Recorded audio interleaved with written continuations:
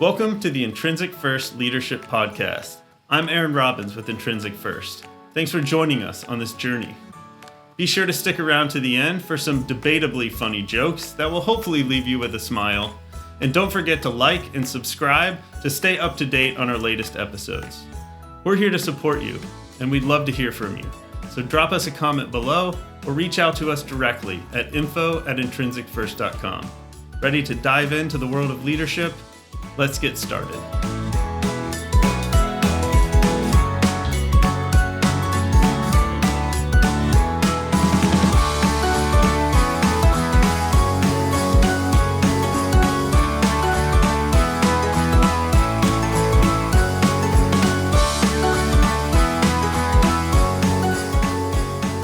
So, welcome back, everybody, to Intrinsic First Leadership Podcast. You know, we haven't done the names for this little teams series, should we? I'm Aaron Robbins. Oh, I'm Jimmy Karam. And I'm Drea Zagarmi. All right. I like how you looked in the camera. I didn't do that. Well, I'm Aaron Robbins. I'm Jimmy Karam. And I'm Drea Zagarmi. Cool. I'll cut around that. And so this is the third podcast in the little micro series here on teams, and we've talked about what not to do in a team and what a non-performing team does. Yeah, non-performing team, and then we talked about the high-performing team and getting into the skills associated as a leader, and then we were transitioning now into the phases of performance, which I always thought one of the coolest things about the model with the phases of performance was that it aligns almost perfectly with the whole norming, storming, norming, and performing model, which is very well known. I think probably anybody listening to this has heard of that. But if you look at the four phases of performance within Leadership Genius, they align, directly. Well, the discerning phase, which is the one we're right about in the latest book that I did with Susan and Dick. The question of discerning is an interesting issue because there is another phase. The model you just did comes from Courvoisier, and he was a researcher who it was forming, storming, norming, and performing. And then there was mourning. Oh. And so what happens is people get into teams, find them to be stimulating, and miss it. And literally feel sad when they break up because they have, if you stop and think about it, if you ever played on a really good team, an athletic team, you go, oh, that was great. Well, that's where it's back in the good old days. I mean, I still think of that, like from CSA when we were right in our kind of prime with some of those key people, man, we were just, we were running. But wait. So morning is, the way you're describing it, happens after the team is It's actually the first thing, and then afternoon, and then evening. It sometimes happens prematurely. Man, I'm over 2 with Trey. So if I were to, because we talked about discerning before, where we talked about discerning can actually occur like before it's all over with, right? Right. People start to begin to mourn and let go. Well, I was trying to distinguish between mourning and discerning, I guess. Well, I don't think that aligns directly. Well, think of discerning. Discerning is a situation in which you don't know where to go, you don't know where you are. You let's say you want to retire. You want to get out of that job. You want to get repotted into something real, even more stimulating than what you had. And that's a very difficult. So that can occur before it's all said and done. Where I think of mourning as it's already happened. Like the band's already broken up, and now you start to get in that mourning phase, right? Where you start. Well, it doesn't happen, but you could see the handwriting on the wall. Sure. I mean, you could be causing it. Mm-hmm. Yeah. Or you're just kind of out of your prime on the team, and it's not performing like it used to. Yeah. Yeah. Yeah, because that could happen. You're still on the team. You still have the objectives, but it just doesn't feel like it was when you were really clicking. And the performance is not the same. So that's true. So what are the first four? Because I forget the terms. Do you remember? Oh, you mean in Leadership Genius? Yes. Yeah, in Genius. Do you remember them? Well, I think the first one is they have really no skill. A person or a team has no low skill working together as a team. Super excited. But high but energy. high expectations. Although some people I got to go on being on a team. Ugh. These teams around here are just, so you could have a person who's enters into the team not only not skillful, but not really wanting to do it. So what's the name of the first one? The first one I said was they have It's curious. but I said they don't have they don't have any skills. Right. Low ability, high energy. Yeah. And we call it curious. Curious. And then confronting. So curious is, in my perspective, like forming. You're putting the team together. Everybody's all jazzed up. Right. And then you get into storming where your ability's not there. People are still trying to figure each other out. And They don't know like each other. how to work with each other necessarily. They're still figuring out personalities, building trust. So the energy drops and they start having conflict, but they're still not able to work together. And that's confronting, or it's very similar to storming. Then you get cautious as you're building your skills, which is your norming. And then when you get to achieving, high energy, high skill, and you're performing. So I don't know. I just thought that was cool. And even discerning, as we were talking about, I think. So it's interesting how it directly aligns with Courvoisier. Courvoisier. Not the liqueur. No, but it is. Sounds similar. What I haven't mentioned is that there are two aspects or two levels or dimensions to team activity. One is process, and the other is product. So there are times when the things that are blowing you out of the water and putting you into low energies are the process in which you're following and the people who are doing that process with you. You don't like them, you don't know them, you feel you're not getting quite recognized yourself. There could be a whole bunch of process issues that don't have anything to do with the fact that you don't have the skills to solve the problems you're working on. Mm-hmm. And so one of the things that I want managers to understand is this a process problem or is it a product problem? And the outcomes are the outcomes are stalled either way, but it's stopping everybody in the meeting and saying, stop, wait, we're becoming very dysfunctional. You're not we're not talking to each other. Jimmy, you talked to me about somebody a member of this group, and you really, as far as I was concerned, you were saying you wish they weren't there, and so that doesn't allow you to do your best, and it doesn't allow them to do the best, and that's a process question, not.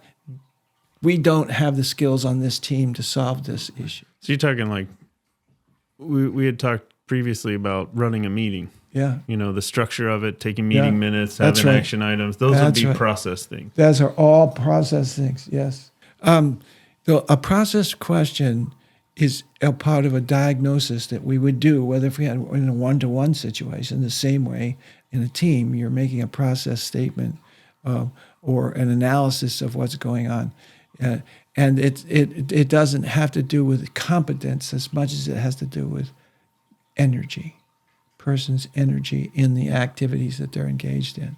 Is the content not the process, right? It's not. No. It's the process that's bothering them, not the content. That's what I was saying. Yeah. Okay. And so I want managers to understand: is it a process question? Ultimately, what you're trying to do is get people to be really skillful process observers of what's going on in the team. A process observer is somebody who wants to participate in the content, participate in the outcome, but at the same time, they also realize that there's a process hang-up that doesn't have to do with the outcomes per se, directly. Does that make sense to you? Am I saying it clearly? Well, it's the approach, how things are done. It's Or it could be the it's the norms, not norms, right. yeah. I was going to That's what I say was it could be saying, the norms. norms. It's of the how norms things have that always destroy- been done, yeah.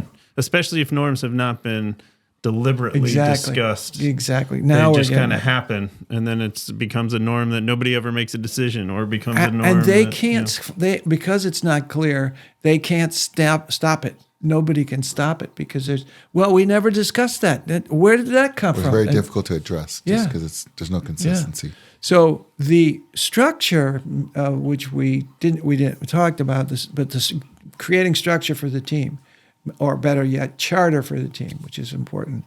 We have to come back and have those things somewhere recorded, and that again, of course, lays the question: Are you going to have minutes? And are you going to have an agenda? Those kind of things we didn't talk at all about, but that's the focusing behaviors that we don't talk about as much as we were talking about the supportive behaviors. We got to have both. Yeah, you have to have both, and you have to do But them. I think the point you're getting at is through that life cycle that changes, Yes, right? that's And right. really, I would say that the process stuff, which is the high directive things like setting a structure, a good agenda for meetings and action tracking. How do you get on it? And how you make decisions, and defining the charter and what your objectives are, having measures to know if you're making progress, You not got it. just whether you met the objective at the end, but are you making progress towards it. As you go through the team and as the team starts to build and get mature, I think those almost become habits and become sort of standard. And so it's not that you're not doing it anymore, but it's not the primary focus. Now you're dealing more with the product things, the conflict resolution and the problem solving, facilitating problem solving, and So as you go through from curious to confronting, and then you get into the... So it is a progression. I mean, depending on the team that you're on and where you start, you can bypass certain stages. I know there are some people who think they pass through that second stage, that not what you're calling it. I think it can be small, but I confronting don't know ideas. or storming. I think it's norm. It has to happen. I've always, as I've learned this from way back when, there's always that question: do you have to go through the storming phase, and do you have to go through that? I mean, and I've seen people argue both sides, and I've always kind of... Wasn't that a big difference in situational leadership between SL and SL2? Huge. Was that the original Hersey Blanchard The old model starts off as unwilling and unable. Right. And we were saying, no, if you hired somebody who's unwilling, you got snookered. I mean, people would say to us, the presidents would say, why would I want to hire somebody who doesn't even want to do the job in the first place? No. Yeah. So that's not a... And the problem was that Although old that model, probably happens. Yeah, it does happen. The old model was built off the work that Paul believed in and saw, where they was saying, "Hey, people don't want to go to war, so you're starting with somebody. So let's start with unwilling and unable, and that's how that got built into the model in the first place." And then how long did it take them before they actually switched over? I don't think Paul ever changed his point of view on that. But we changed it, we being the King Blanchard company, changed it in 1985 when there was Leadership in the One Manager, where I published along with Ken and Pat. It was there, it changed.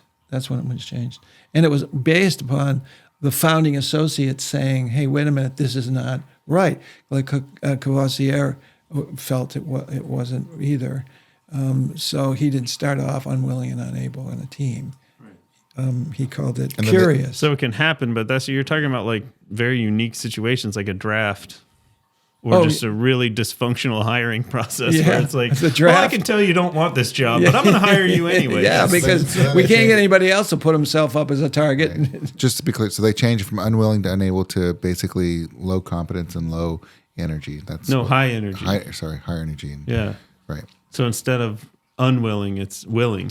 Yeah, I mean, you're changing the axis of the model, right? So you're changing the No, it's not the axis. Not the axis. The axis are The difference is willing is equivalent to energy or commitment. Right. So the original, they said you're low commitment to start. They changed it to high commitment to start. Okay. So sense. because it was, I mean, I get it now. That makes sense. Like, well, if you're considering it people being forced in to go into a draft in the military, then they're unwilling and they're unable. They don't have the competence because they've never done it before, and they don't want to go do it because they're being forced. But the reality is, in a typical organizational setting, you don't go take a job voluntarily because you're unwilling. You have high energy. You're motivated, or optimally or suboptimally, but you have the motivation. You're not disinterested. You have motivation and efficacy, the issue. So it's the opposite. Yep. So it's not the axis. Yeah. Right. Gotcha. I follow you. Yeah. That's interesting. That was really for our audience. Just make sure we're all on the same page. Yeah. 1985. Yeah. So I remember there was a book, Family Feud. I think they wrote a book, but it was using the old model. Like the show? Yes. No, but it was about parenting, using situational leadership for parenting. I guess it didn't work out too well, but they were using the old model in that case. Or you can... It was the old model in that model. Oh, that's true, because you're forcing your kids, you need them to do something, so they're unwilling and unable. That's interesting. But that's really, you're just kind of... So essentially you're saying you're jumping them right into the confronting phase, or the... Well, they're by nature always there. I mean, those kind of statements are... Yeah. I think that the part of the model that really had grown over the years was the development level and the application of how you know that the development level is there. How do you know somebody's at a D1 or a D2 or D3, which they used to call? Yeah. I went back and looked at all the learning theories that I could, adult learning theories in this case, to try to understand how that works.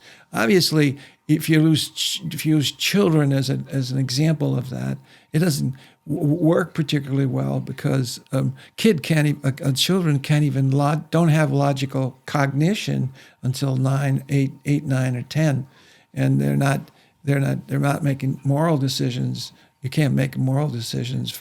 They can do it through Pavlovian response if the parents teach them, but they don't really figure how to do math or even tell time. And if you look at the history of development of human beings, don't even tell time till maybe 6, 7, 8, somewhere in that area. And your capacity to morally reason starts at about 10.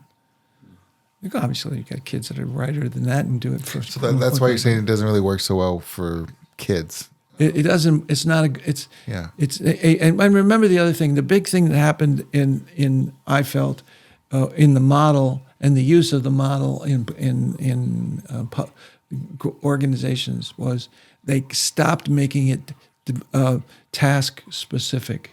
They would think you're a D1 all the a time. Person overall, which is It's just, and so that just blows away at some of the research that I've seen in the past that was pretty poor research.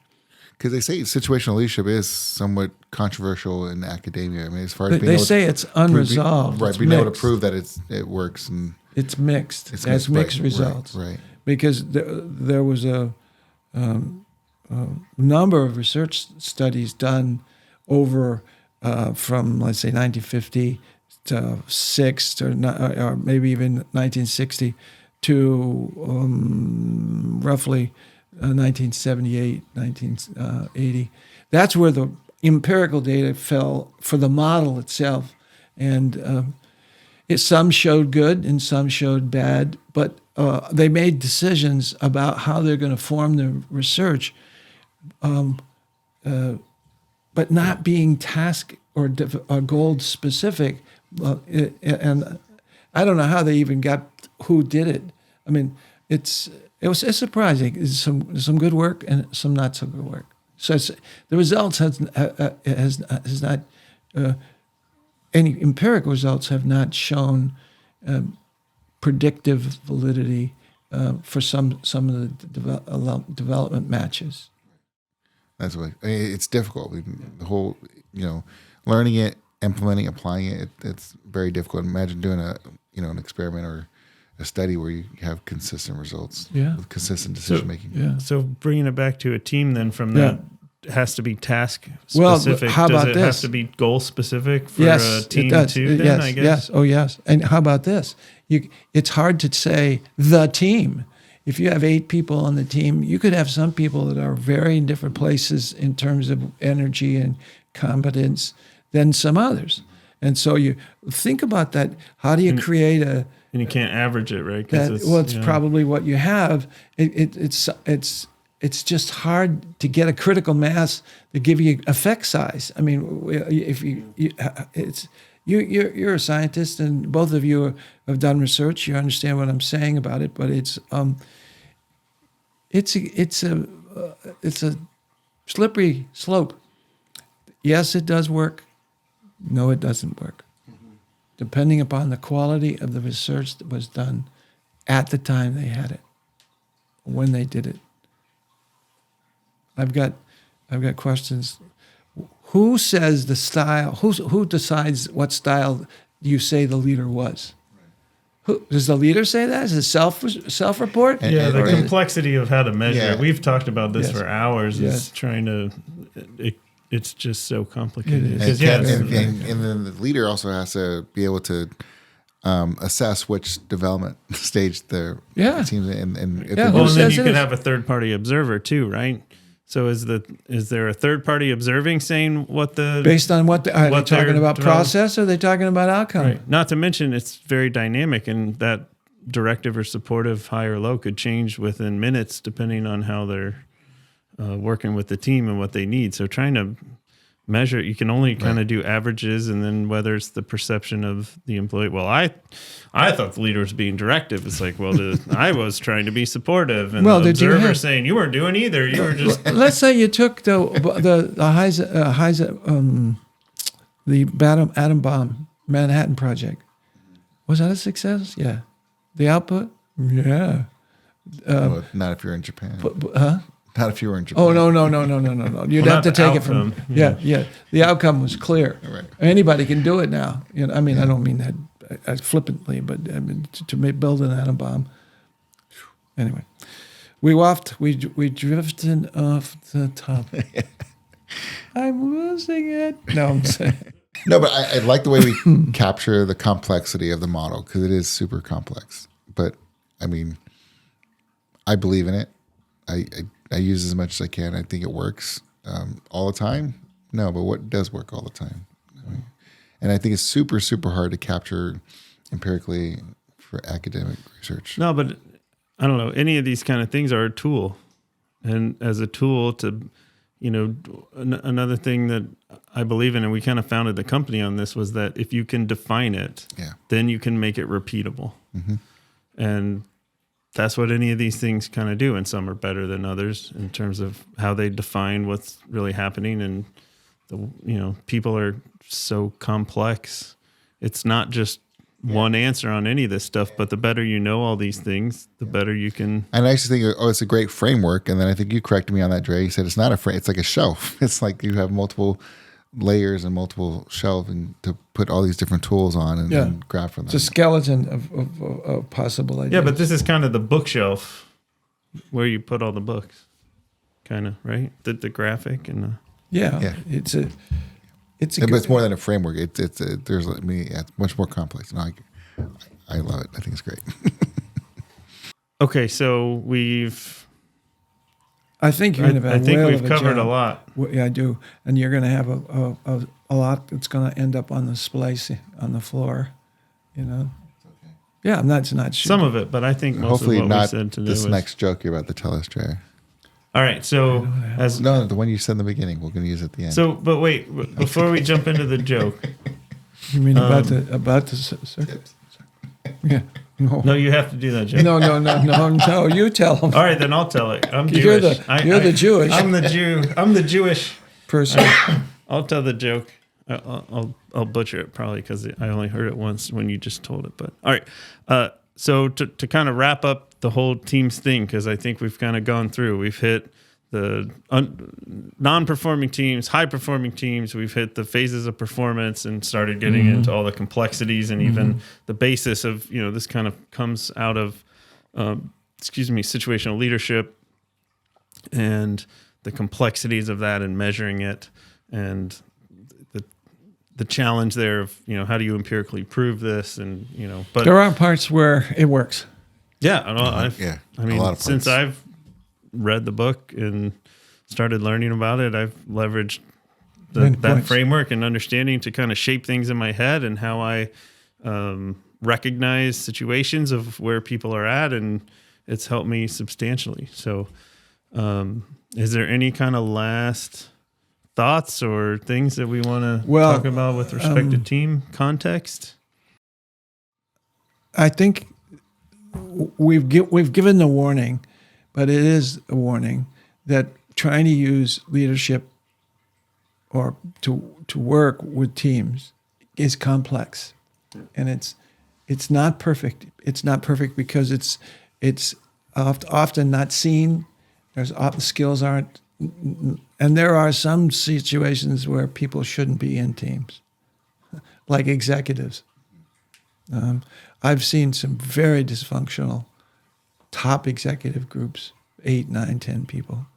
And it suffers from testosterone, too much testosterone.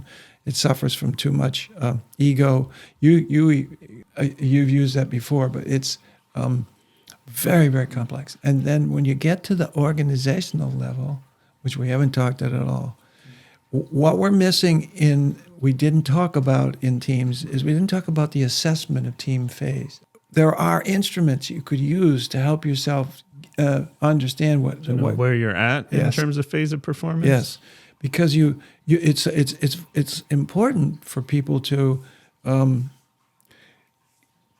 see a visual representation of how all people feel in an average.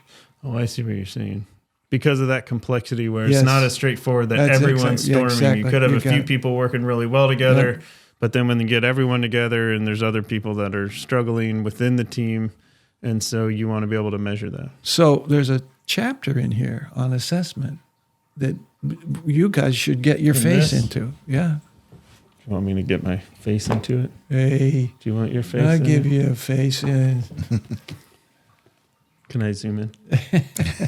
I'll try to do something fancy with a zoom But in. look for it. Can I just go to the table of contents? Decision making, problem solving, conflict resolution, meeting structure, creating the charter. Assessing team process. Here we go. And chapter 17, assessing team process. Yeah. Why bother to assess participant observers? So you could have observers. There's a bunch of checklists in here. So this is the team leader's idea a day guide. I think it's a good one. Yeah, Jimmy and I have had this for a little while when you gave us the book. And, it's thoughtful, guys. It's a start. Well, and it's one thing to understand the framework and read the books and get the theory and try to learn. This is very applicable to a lot of things. It gives you stuff on how to do. This is a great book. How to actually rubber meets the road type of stuff. So, all right. So, we're joke. We got to do the joke. Drea's ready to jump on out of here. No, I'm not going to do that. All right. So you want me to tell this joke about the moil? Yeah, the moil. The moil. A moil is a rabbi who performs circumcisions, right? And so he's hiring an assistant. Am I doing this right? He hires an assistant to help him with, the process, and the assistant asks the rabbi, do I get paid pretty well for this? And the rabbi said, well, no, it doesn't pay that well, but you get to keep the tips. That's it. That's all it is. It's right there. You got it out. It was right straightforward. That was good. That's pretty good. I like that. Can we do it again? I know you like it. Oh God, I'm embarrassed. I told you that joke. nice Jewish boy and a good circumcision joke. Oh, yeah.